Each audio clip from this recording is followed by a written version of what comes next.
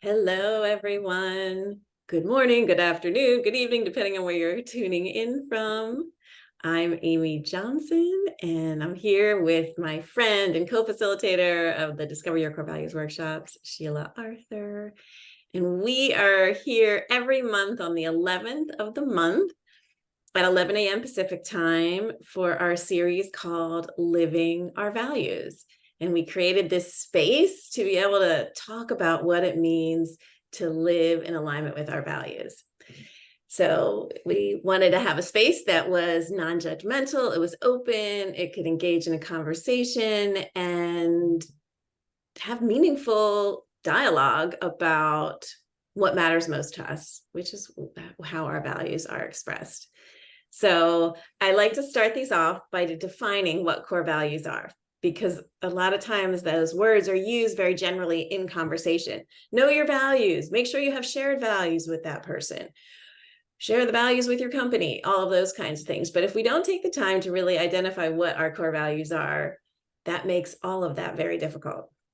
So core values, as we define it in the work here, are single words or short phrases that connect us to our most truest self. They're the words and phrases that reflect, as I said earlier, what's really most important to us. What they do is they act as a bridge. A lot of time we look inward and work on self-worth and who we are and do that introspection work. But what core values do that's unique is that they go both ways. They help us go inward to reflect ourselves. They also show us how to show up as ourselves out with other people. So it's a bridge to inner and outer. And that's where I think it's really powerful, because a lot of times it's one way or the other, but with our values, they're a two-way bridge. So we look at that when we talk about values in this work. We say there are many different kinds of values out in the world. There's words like integrity, community, autonomy, creativity, grow and flourish. You get to pick what your values are. We're not here to say what yours are. We just want to have a conversation about it.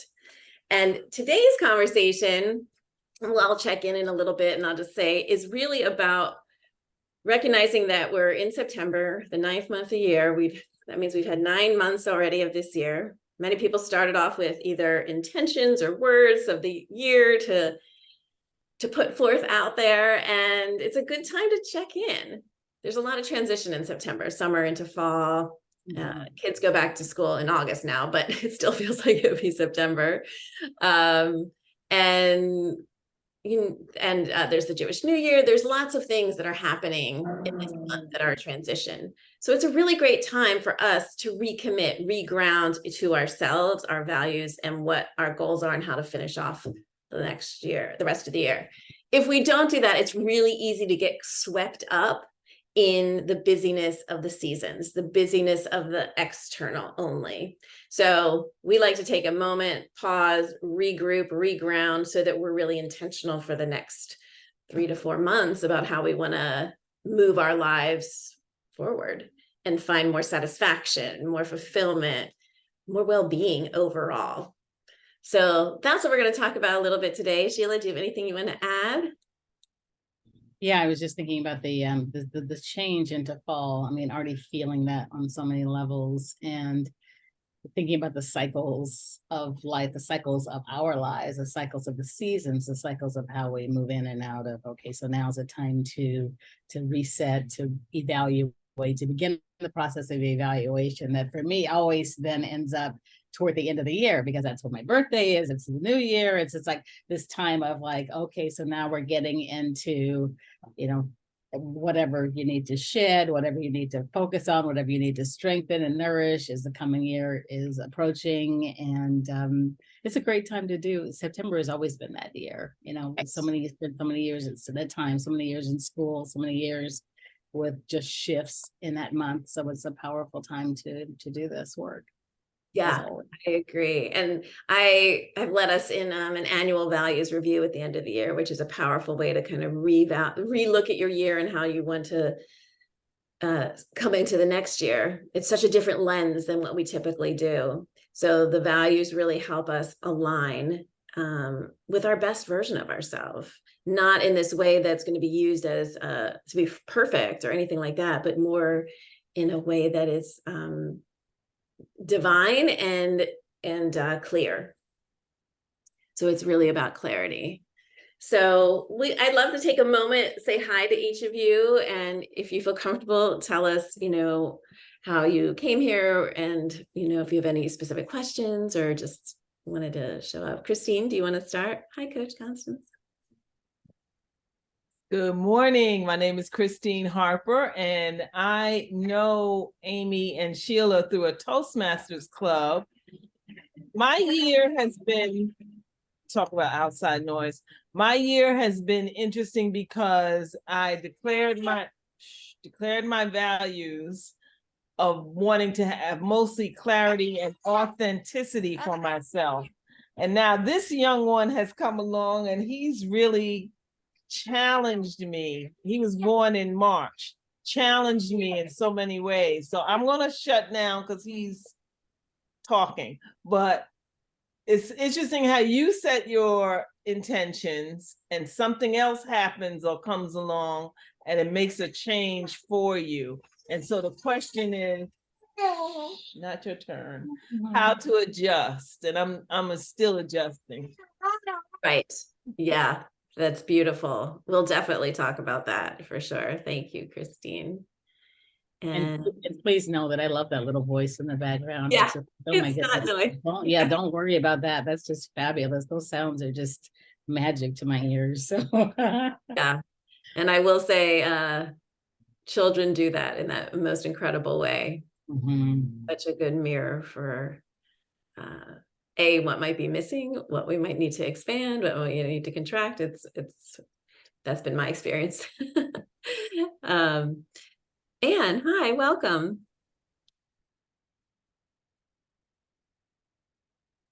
you are still muted, Anne. Oh, there you go. Hi.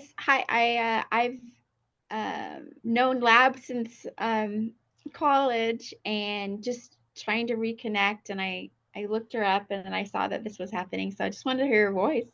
Aww. And good to see you. Yeah, good to see you too. I'm glad you're here. Thanks. If you're curious about anything, just please enjoy the conversation. Okay. There's no accidents, right? Right. I'm really happy to see you. Like, beautiful. And Coach Constance. Hi there. I know Amy and Sheila for some time now, a couple of years maybe. Did the values workshop and really love being mindful of my values. And I'm in nesting mode right now and doing a lot of fall cleaning. And that's where I'm at. Great. So beautiful. It's powerful when we start to really look inward at ourselves and be able to define our values. I appreciated, Christine, how you said, their values of authenticity and clarity, because when we can define them as these words, they become, and we start to use them, that's where the kind of the magic really, really happens.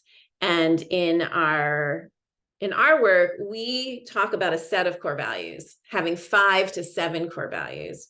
Because what happens a lot, certainly in kind of helping professions, particularly, but in generally, even just women in general, right? We tend to focus on certain values, 1 or 2, those of us who have a values awareness, but seem to forget some of the others. And what do I mean by that? So 2 of my values are integrity and sustainability. And those are ones that I can hold on to very hard, and connection to. And they're great. Like one value is not better than another. But one of the things I realized is that I didn't have a value to express really wanting to be light and joyful and bloom and blossom out in the world and encourage me to be seen and show up and get out from behind the scenes, which I've done a lot of in my life. So I added a value called flourish. And it's meant so much to me to add that in these last 5 years or so, because it's enabled me to flourish inward, to choose things that feel good, like make the choice of doing the thing that has joy and a positive energy and feels light. It also means flourish in the sense of, okay, I'm going to practice speaking by going to Toastmasters, or I'm going to show up for that party that I don't really want to go to, but I'm going to do it so I can see people or be out and about, or just showing up on for a conference or something I don't really want to do, but I remember flourish. Oh yeah, I want to do this from a deeper sense, and so it kind of gives me that motivation. So having that 5 to 7 rounded out, why we go on these core values quests and do this discovery work to really name your set, is that you can really use it. Otherwise, we have some blind spots that we can't see. We tend to kind of go to the familiar ones, but we miss some of the others. Does that relate to anybody, or where anybody is right now? Does that sound familiar or connected? Who has any story to share or relate? So it's interesting because my when I said that my initial at the beginning of the year, I set out to be more authentic and to have more clarity in my life.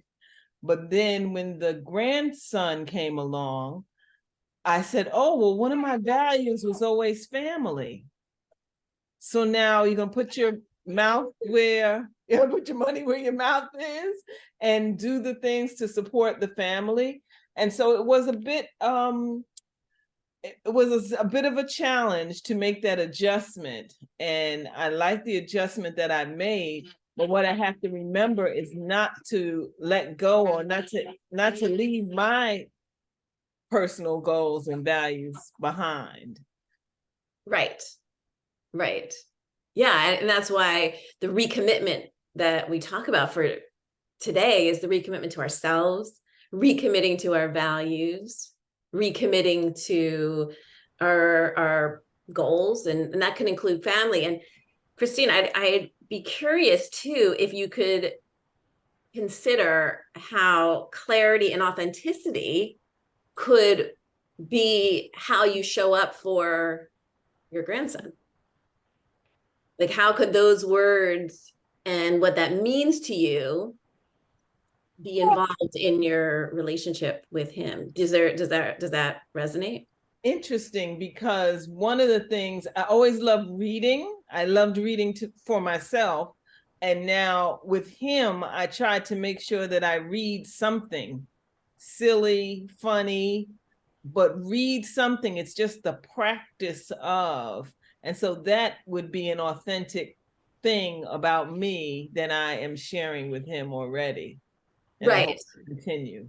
Exactly. So what that does is it helps it not be a separate thing than your life. It's a way to connect the dots, right? So you can have an intention for the year, or if it's your values, and that's where we say we look at it inwardly and outwardly. Oh, how can I bring my authenticity to this situation I didn't think was related?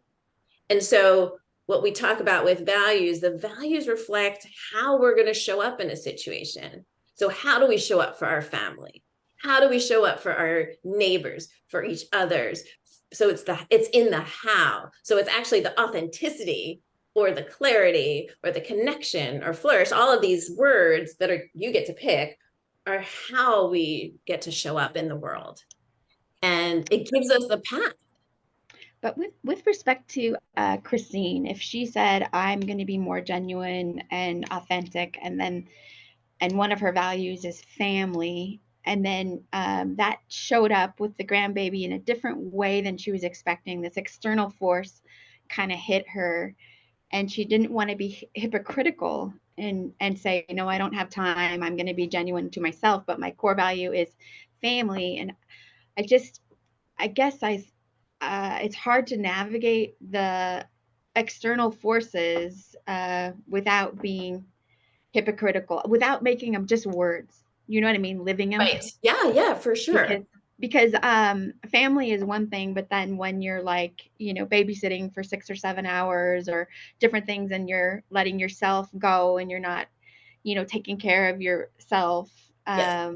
It's sort of like, how am I not a hypocrite if I'm saying I want family to be my core value, or you know what I Right. mean? Mhm. I 100% do. And thank you for that question, because I think it's an important one, right? Because values can be used, or they have been, not in the space we create here, as something kind of against ourselves, right? We should be as a should, a must, a have to, right? And that's not the framework in which we're using. So it's a little bit of a different framework. Mhm. But the point is great. I mean, to be completely frank, what I do when we in our workshops, I encourage, and it's not like this is a rule, there's no rules, but I encourage participants or clients to look at not family as a value, like people, places, and things aren't necessarily values. It's how you're going to relate to your family that the value is. What that does is that changes it. And that's why you have 5 to 7 too, right? Because sustainability for me would be like, oh, I'm out of alignment here, even though I'm in alignment here. And so it becomes an issue of alignment. And then what do I need to do to, how do I stay in alignment with the different, potentially conflicting values? Mhm. And it's just a different conversation. So it's kind of like just taking it out of a different framework. And another theme we have sometimes on these 11-11s is boundaries, and being able to know what we can do and we're comfortable doing, and what we can't do. How do our values help us say yes or no? So it's using them as a way to navigate in that regard. But it's such a good question, because I think family comes up particularly for women, in the sense of we're taught from a very early age as that is more, others are more important than ourselves. And so what the values do that is different is it's both. And that's a tension, because you can't be in two places at once. So, but it means that you can, cross the bridge back and forth. And so it's not going all the way and like forgetting one side. It's being able to remember, like that's why I like to say it's a remembering. Oh yeah, what about me? Right? Like I've said yes to too many things. And, I was laughing because someone asked me where I got I was playing pickleball earlier, had some shorts on. They're like, oh, I'm like, these shorts are like 12 years old. I don't know where they are. They're still holding up. They're Lululemon. And this is a hand-me-down for my daughter. I'm like, I just really haven't bought anything like that for myself in a while. And that's okay, right? Like it's totally fine, but that's a kind of awareness, like, oh yeah, okay, maybe soon I'll be able to get some new workout clothes for myself. But they're fine. They're working, they're good quality, they're lasting. It doesn't mean I need new all the time. But I forgot. Like all of a sudden I'm like, wow, this is 10 or 12 years old. Like I just so we forget. I do believe that there is some training that we've received as young women and young girls to not do that, to forget that ourselves in that. And it doesn't mean we have to put anyone else down. It just means like, how do we find our self-worth and at the same time hold other people's worth too? And that's the work. And the values help us do that, is what I mean. Did that answer your question a little bit? Yeah, good. So, Coach Constance, do you have anything you want to add to this? No. Mm-mm. So, Sheila, do you have anything you wanted to add? There were a couple of things that were floating around in my head. I'm not sure that I'm going to be able to retrieve them at this moment, but okay, just jump in if you need to. It's always such a good conversation. I mean, the thing is that the reason for having a set of core values is because they really are this compass. They're the way that you navigate through a day, a week, a month, a year, whatever it might be, a period of time in your life. The values, though they may seem to be, sometimes they may feel like they're in conflict because they both feel like a top priority. It's a matter of deciding at that moment which one is bubbling up and which one needs the focus, right? So it doesn't mean that the other ones don't exist. It means that right now, I need to focus on leading with compassion, for instance, one of my values. Okay, so I'm in a situation where I need to bring that compassion to this experience, right? So I may have other values around, curiosity or other things like that, but this is the one that seems to be operational today or this week or with this particular individual. So it's like once you have identified what they are, there's just a lot of fluidity around how you bring them to the surface and allow them to be, knowing that they're not in conflict. Like you get to hold all of them at the same time. They're all your values, whether they're standing there right in front of your face or they're not, they're still your values. You still come to the experience with them. And I think that's the beauty of doing the work and having the conversations, because then they become more alive. Like over the last couple of years, as Amy and I have done this work, my values have come to life so much more than they were before. My awareness about them and using them as a tool, and then recognizing where it's like, oh my goodness, this one's kind of been neglected. I haven't been doing a lot of this right now, so I don't really feel like I'm living from this place. So now it's time to reset, regroup, figure out how you can integrate this again, because all of your core values help you to feel aligned. And when you're not operating from your values, there's a sense of misalignment. There's a sense of not being quite in sync. And So paying Sheila, attention to that is huge. Yes. So Sheila, do you find that there are some values that you just come to naturally? In other words, maybe you're born with some, and then others are more aspirational, that you want to have this in yourself. And so basically the ones that you kind of default to, maybe you're compassionate and somebody can't afford something, and so you're just you're giving money or you're doing this, but then you have other ones that you need to take care of something else, but you naturally like default to these other ones all the Absolutely. time. Absolutely. I mean, and compassion is a good one of those for me. Yeah, that's perfect. Yeah, absolutely. Like, I mean, to a fault. So you're neglecting other things, but these other values are more aspirational. Like, you need to take care of your finances or do this, but for some reason your compassion is just always there and it's Right. taking over. Right. And that's something to look at. That's why we have these conversations, because exactly, they're not always like equally in front of my face where I can see them and that they're all operational and everything seems to be in this harmonious kind of flow. No, absolutely not. Sometimes, and we tend to overuse our strengths sometimes to our own detriment, right? That's like a common thing. It's the go-to, right? This is the go-to value. This is the go-to approach that I have. And it's always a matter of recognizing, and again, it's in that moment of discomfort. It's in the moment of realizing, oh, ooh, I'm not quite aligned here, or I'm doing this a little bit too much, or this doesn't quite feel good, even though I love this value, I'm overusing it. So what do I need to do now is I need to like take a moment and see how the other ones fit in there, and even if they're aspirational, I mean, they exist, but it's like now I need to focus on them more and get that balance again. Yeah. Amy, you were going to say something? Yeah, I mean, it's such a great question. And when we do when we define our values, we have a process and workshops that we do where we walk people through to get really clear about what their set is and testing them. Because one of the things that's important in this work is that your values light you up. They're exciting. They make you have that kind of full body yes, right? So they're not something where you're going to be like, you are not good. So it's, and that's not necessarily what's taught in the world. So there's some unwinding that has to happen and some reframing, because, the way that the structure of the program goes is like the first bit is like defining what they are, like discovering, going on a quest. What are your values? What are they? We have this whole, I created a process to do that. Then the second part of it, the middle part of it, is making sure that they're your values, making sure that they're not either someone else's values that we inherited, something from marketing. I know I could hear marketing and ads in my head, thinking of how I'm supposed to be, or anything like that. And then the third is integration, which is what you were talking about. It's taking them from the aspirational to the active. And it doesn't have to be something big. It can be really a small difference, right? So but like what Christine, may I use the example of reading, right? Reading a book to your grandson. Can I use that as an example? Yeah.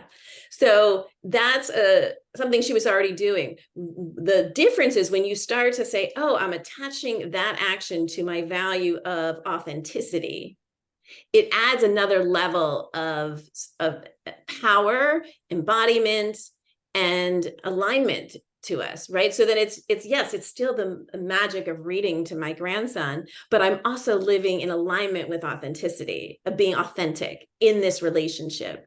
And that builds that idea of self-worth and other worth, right? Because you're showing up authentically for him, but also for yourself, not at the expense. And I would say compassion as a value.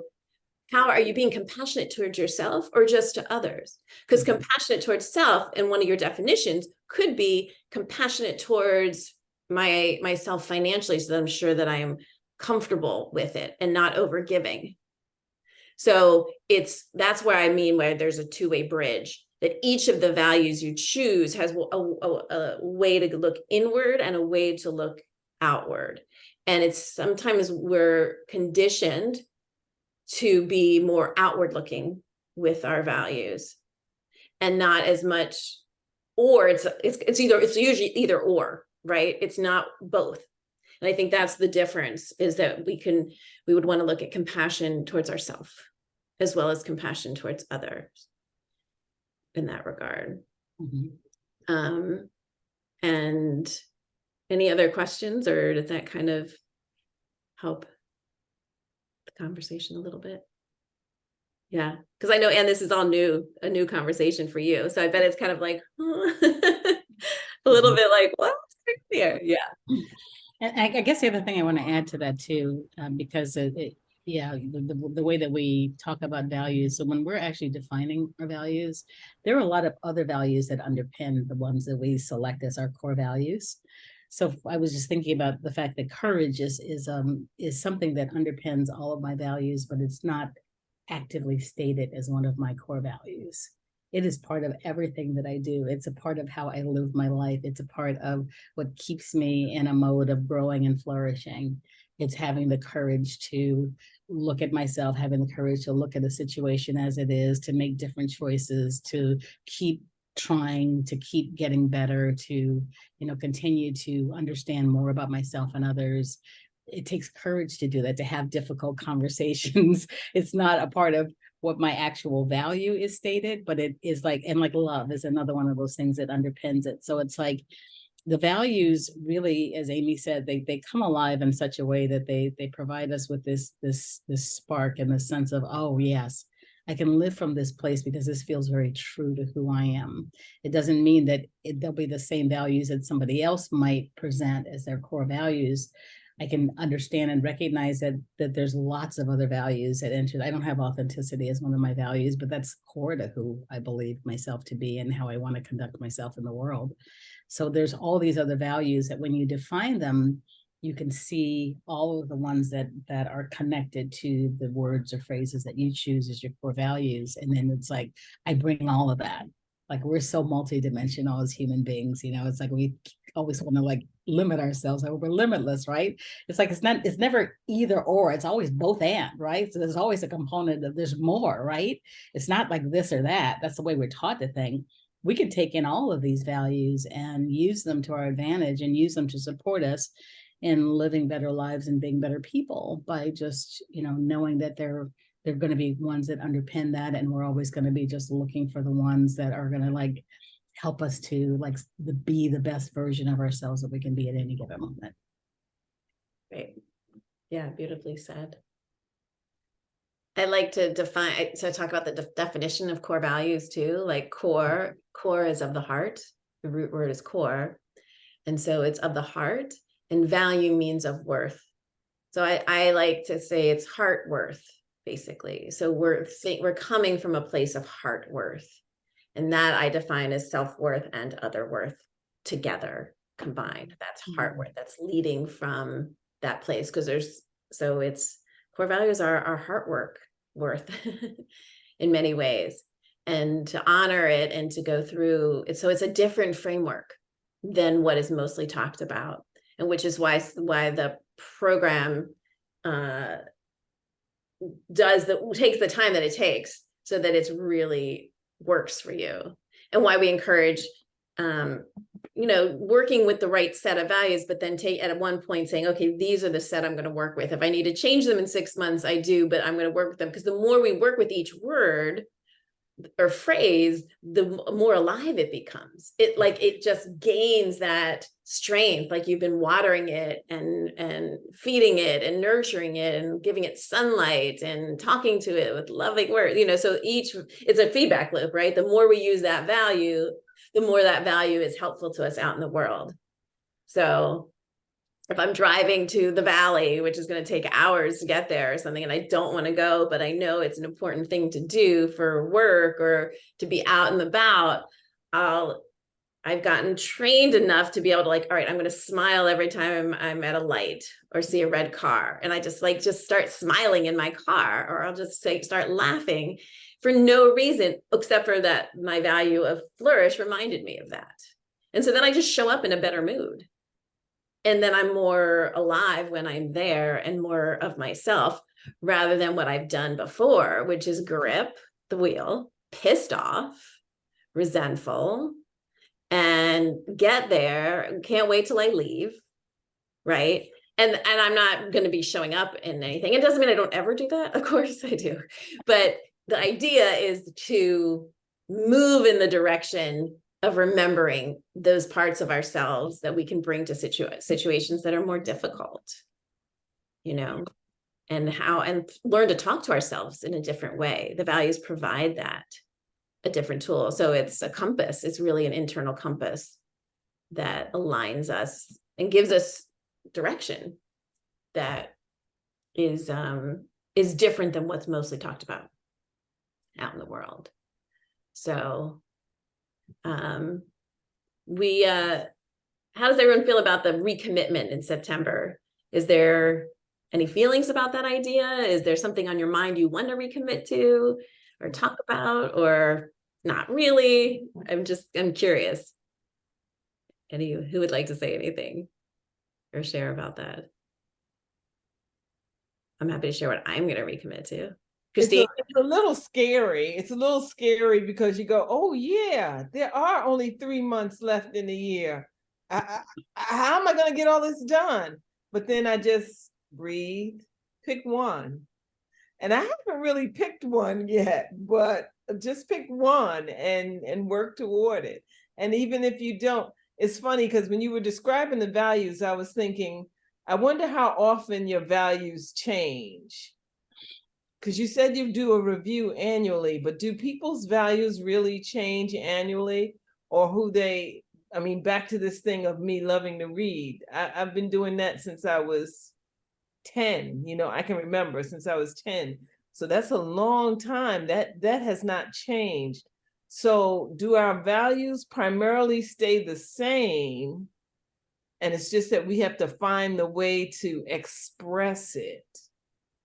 And so now with 3 months left in the year, I'm going to recommit to who I've always been and find one of these ways to express it and bring it to completion. Mm-hmm. But I'm still going to do it. I'm going to re-up next year. I'm going to re-up and still want to be authentic.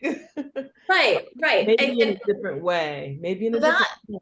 Yeah, the values review is actually using your set of values and looking. I offer different ways to review your year through the lens of your values, right? So it's not changing them to see if they're the right ones. We do that in the workshops, and that can change. I encourage people not to change too much. Like in the beginning of the process, yes, you have to find what feels good to you. If a value's not lighting you up, and it's a should, then we need to shift it around. But at a certain point, I think it's important. They work the best when you commit to them. Like you said, like committing to authenticity, or maybe it's lifelong learning as the reading, or something like that.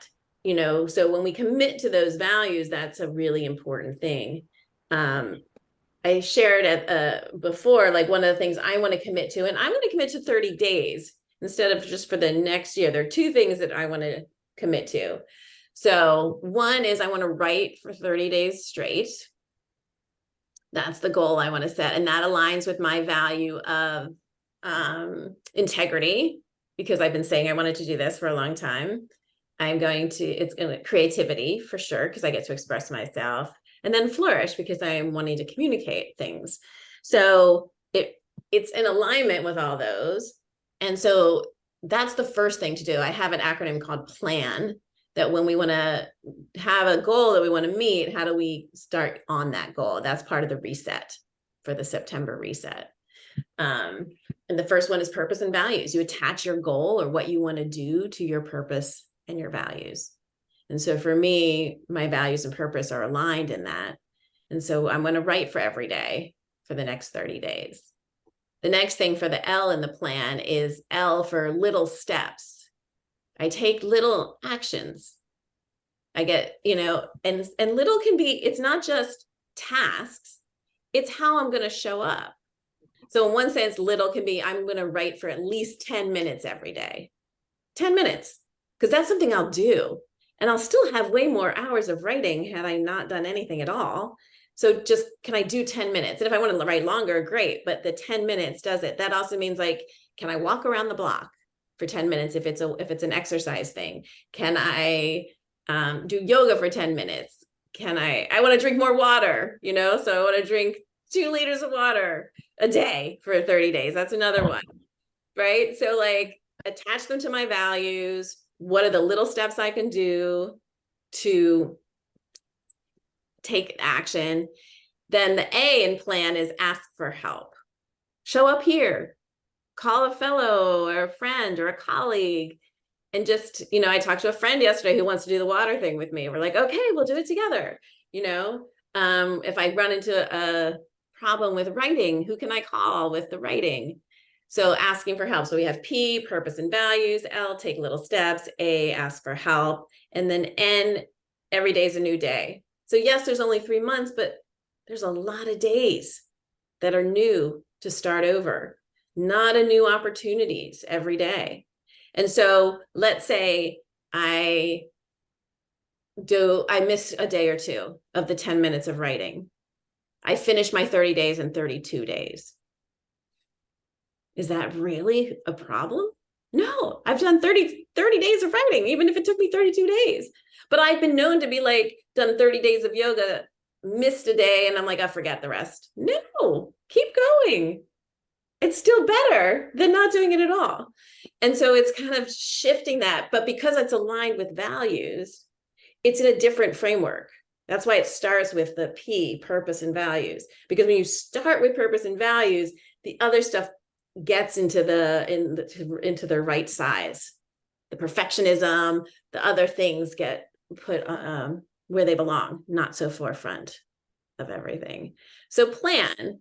So I would like to come back, on October 11th and share if I have done this, the 30 days of writing and the 30 days of 2 liters of water. I'm actually more concerned about doing 30 days of 2 liters of water than I am the writing. I feel more confident that I could do that. But I'm curious if anyone else has any that they would want to play with this the next month. Because that takes it from, oh my God, we only have, 3 months left of the year, 4 months, 3.5 months, to, oh gosh, what can I accomplish? And my word for this year has been expansion, which is very interesting. Because if I go into a framework of not good enough, which I tend to do, I could be like, I'm not expanded enough. I haven't expanded, my life isn't expansive. But that's not going to be helpful to me. That'll just stuck. That's a blind spot. That'll keep me stuck, as opposed to like it's moving through and seeing these ways that can expand my life. And that's the writing, drinking the water will feel better, and hopefully, just make it all a little bit more hydrated in my life in this middle age. So, who would like to share a potential commitment? Like, listen, we're not hard asses here. We're not going to coach. We're not going to be like, you didn't do it. But if it's something you want to do and try and come back in a month and share the experience, that would be fun. And who has an idea that they were considering? They don't have to fully commit yet if they don't want. There's still time in the end of the session. Anyone? I like the fall it was always the beginning of school, and September for me was new starts, new notebooks. I'm a notebook kind of collector. It's one of my secret hobbies is making notebooks. And so I take the time in the fall, especially I've observed over the years on and off the Jewish holidays of looking at the end of the year and amends and all of that. And I'm celebrating. So I just re-upped with my financial coach. So I'm gonna commit to that because for me, I have ADHD, and so it's helpful to start my taxes now. So I start doing my numbers and taxes, and then continue the nesting for the next season. And I think just to get back to what Christine was saying about values, if they change, for me, it's like, what season of my life am I in? Yeah. And it does change with the seasons of my life sometimes, or evolve maybe. So just saying gratitude and appreciation of today and what I have today, and doing my fall nesting and hunkering down more with my money coach in that community. That's great. I'm curious, may I ask you a question about that? Sure. Which one of your values does the money coach align with, working with a money coach? Well, it's kind of a sentence I have.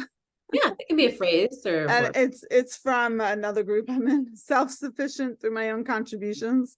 Mm, So yeah, it's a good one. I've yet to really accomplish that one. So I'm hoping Right. within the next quarter or Right. year. Yeah. So yeah, a value can be a phrase or a word. It's just whatever we can use that, if that feels good to us, right? That is that light us up. And what about what was the other thing you were saying? The Nesting. nesting, decluttering, which value is that? I think that's actually family. Hmm. And because it makes my home more pleasant to be in and safe and sensual for me and my husband, and less arguing over over the stuck areas of the home. Right. Like it takes the attention away from what matters to me, which is the relationship with my husband. So I don't want to keep having some people that are organizers talk about the silent to-do list of whatever's in my house, whether it's a stack of papers, the dishes, the laundry. It's like a silent to-do list all around me. When I look at something, oh, I want to move that, I want to wash that, I want to give it away or whatever. So to have that settled so I can enjoy the here and now, and life's short, and so Yeah. Human connection matters. Right. Well, that's the thing I was going to say. It sounds like it's more the value of connection rather than family, right? If that is one of your values or one that is related to that, and that's why it's important to connect it to the values, right? So because with family as a value, there's an inherent should in there based on much of our world, the external world. Not for everybody, but I certainly can feel that pressure myself. Well, when we take the time to acknowledge the value of, for me, the word is connection in my set of values. It might be something different for you. When I take the time to say, oh, this is because of my value of connection. I want to connect to my husband. I want to connect to our time together, our home. I want to make our home sensual. I want to connect to the sensuality in me by reflecting that in my home. That's connection. It's also disconnecting from the stuff. And disconnecting from the stuff, right? That's part but of. I guess the family, part of what I've been focusing on is there's something called Swedish death cleaning. And that has to do with the next generation, or who will inherit what's there. And it sounds morbid, but it's actually, No, it makes sense. it's actually a very mindful way to approach, you know, things and Yeah, what's that makes surrounding sense. me. Right. And that's about connection.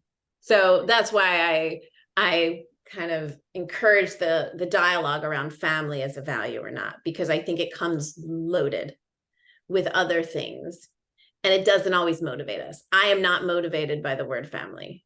I love my family. I love my children. I also see my extended people in my life as family.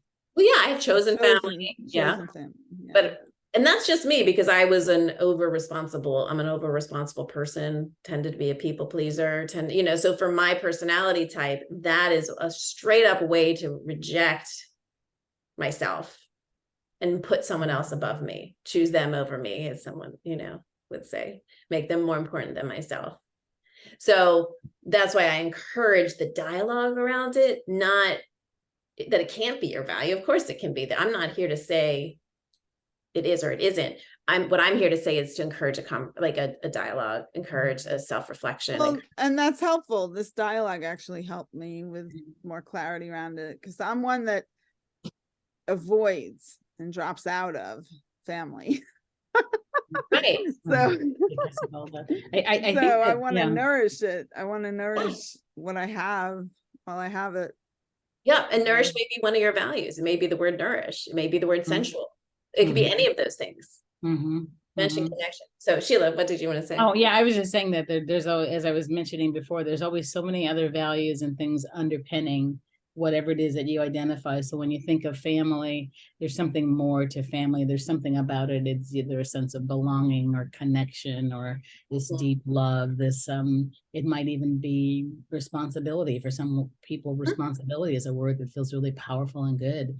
There's all these things, that legacy. I mean, there's many different aspects of family that you can kind of like dissect them. What is it about family that's so compelling to me, that's so important? Well, of course, I love my family, and I want to see them do well, and I want to, be connected. I want to make sure that we're always, connected in a really beautiful way, and I want to bring joy and bring them to, there's all these different. So it's like when you go a little bit deeper, there's something underneath it that oftentimes is that spark that can then be something that, like, it'll be underneath family, but it'll be something that you can like use every day, like use all the time. Oh yeah, like Amy always talks about her value of connection and the dance parties and the other things that she does to facilitate that and to remember that this is what's most important to me.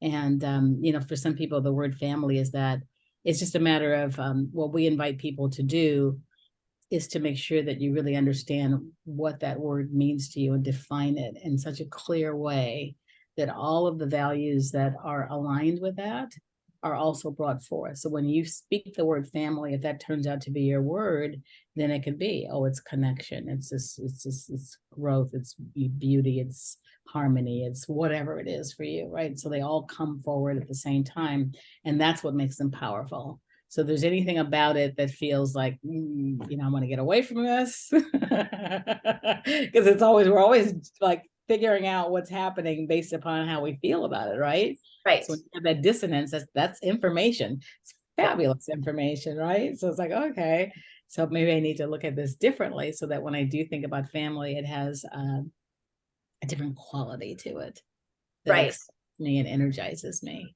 Yeah. And I think about couples, right? I mean, that's really well said. So often I remember, I think even when I got married, we both value family. It meant something totally different to each of us, right? So you get married to someone, you have a partner, and we both value family. And one, it's a totally different relationship with their family, how they want to interact with that family. And you do too, but you think you have a shared value, but you don't really. You may have intersections and then you can find your commonalities, hopefully, or you get divorced like me. But sorry, just trying to be funny about things. But I do see that's where that can be, where the vagueness around a word can cause. That is so true. I've been getting so much criticism lately about being independent. And I always thought of it as a strength, and it's just sort of like, yeah, it's just really interesting that it can mean such different things to different people, you know. And I Yeah. think people are independent because they've been let down so much sometimes, and it's sort of like, who am I going to depend on? And whereas a lot of people aspire to be independent, it just means different things. So I don't know. Interesting. Yeah, that's exactly right. These words are powerful, and that's what's fun about all this, because we get to choose them that help us feel good. So like independent, there's a word, I like sovereignty, right? There's other words to use that could, if independent, like to help us find the thing, the value, the word. People make up words too, right? Or one of my students that I worked with chose a value called off-roading.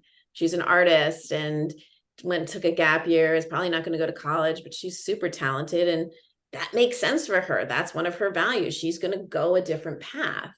So what I enjoy about this process, and I find powerful, is that we each get to choose what that word is. So, and define it for ourselves, so that when someone says they disagree with us, it's like, okay, you don't have to agree with my value. Like, or if you're going to say I value family, it's super clear about how you're going to relate to your family, what those values are, what your other set of values are, so that when you have that conversation with your partner, spouse, friend, children, then it's really clear. And it's that communication piece that is so valid. That's we're clear with ourselves, and we're clear with other people too. Yeah. Thank you, Coach Constance, for sharing all that, and Anne, and any final, we're almost at the end. That was a fast call today. Christine, did you want to say something? I thought you looked like you were going to say something, but not. I'm gonna join you on that water, but my goal was 100 ounces a day. So, but I'm gonna join you when we come back next month. We'll see how we do. Yeah. Right. And so remember that purpose. Like if the water for me would attach to my value of sustainability, right? And it would attach to connection, because I'll feel more connected to my body if I drink enough water. I get headaches if I don't. I just don't feel as good. Christine, I would say clarity would certainly be something to attach to, and even authenticity. Like I think we're 98% water in our bodies, right? That's an authentic thing to do. So connect whatever it is that your goal is to your value. That really, really helps. Your values can also inspire goals, but for this conversation, it's connect the goal to the value. So if one of my values is self-care, is that considered a value? Yeah, for sure. Okay. Yeah. So one of my values is self-care. The water has always been important to me, but I don't always keep up with it. So right. Yeah. So remember the plan, attach it to your values. Remember, there is research done that values help us motivate. They help us motivate in a different way than other forms of motivation. The stick, right? That's not this motivation. This is an inside out motivation.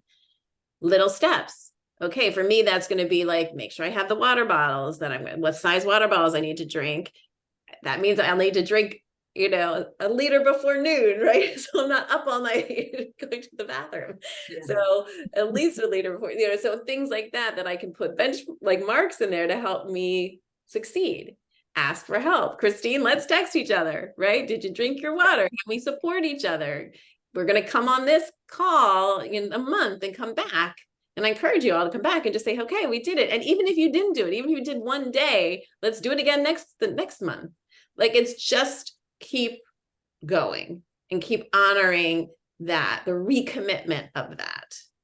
Yes. So we'll have more water than we wouldn't have if we didn't do it. Right. And then remember, each day is a new day. And even if you didn't do it the day before, I can do it today. I can start over. I don't have to wait till January 1st to commit to a year-long new water, which no one does. By February, it's forgotten. So So plan, PLAN. I think I'm gonna jump on the writing train. I think Yeah, that oh, would be good. such a good one for me. I've been talking about that for so long too, and I have bits and spurts of I start, I stop, I get distracted, I don't do it, and it's been something that I've been wanting to do consistently for a long time. So I love that. At first, I did a process where I was doing it's like, oh, I can write for like an hour a day. That was too much. It was too Right. much, right? It was too much for me to like go from 0 to an hour, and I would like feel like I wasn't me. Even if I did 30 minutes, it wasn't like it was an hour. So 10 minutes is like so doable, you know, in terms of like, yeah, I could commit to that. And I remember I've done that so much, like with walking, with everything else, like with Right. drinking water. It's like, yeah, it works so well to just have this like Little tiny, steps. so tiny, yeah, it's enough, right? It's enough. Right. So that's the thing that I'm going to commit to for the next 30 days is writing for 10 Right. minutes a day. I Oh, love that. that's good. Yes, so excited. Yeah. And reach out, ask for help if you need it. And remember, PLAN. So, and do you want to commit to anything? You know, no pressure. But if you have anything on your mind. I think I'm gonna take your class and figure out because I feel like I kind of got chills when you said make sure your values are your values. You know, Yeah. because I'm not sure they are. You know, Right. It's a powerful thing. Yeah. It's a Yes. really powerful process. I got chills when you said that too. Yeah. Thank you. Because I had to do that for myself. That's why I do this work. Yeah. Yeah. Thank you. Coach C, you're going to do, you already said Oh, you're I gonna, thought I said mine. yeah, you said you're mine. Yeah. Yeah, you did. I know. All right. So we have our plan. I would love, you know, and if you can, plan in your calendar to come back. We'll be here October 11th. I don't know what day of the week it is, but it's every month at 11 a.m. Pacific time on the 11th of the month. So The 11th of the month. you can put it in your calendar. It's the That's same. a Wednesday. Okay, Oh, good. okay. Hopefully y'all can come. If not, give us an update. And we will be hydrated and we'll be writing. And I think it'll be really fun to see what happens. And I hope you feel a little energized and excited. So, and I know I have to jump off to another Zoom, but this was great. Thank you all for showing up. Yes, thanks so much. And I'm so glad. Stay in touch, please. We have to catch up. Okay. All right. Christine, so glad you were here. Thank you. I can't hear you. Thank you. I was just saying thank you. Everybody have a great day. You too. Okay. Thanks so much. Bye-bye. Bye. All right.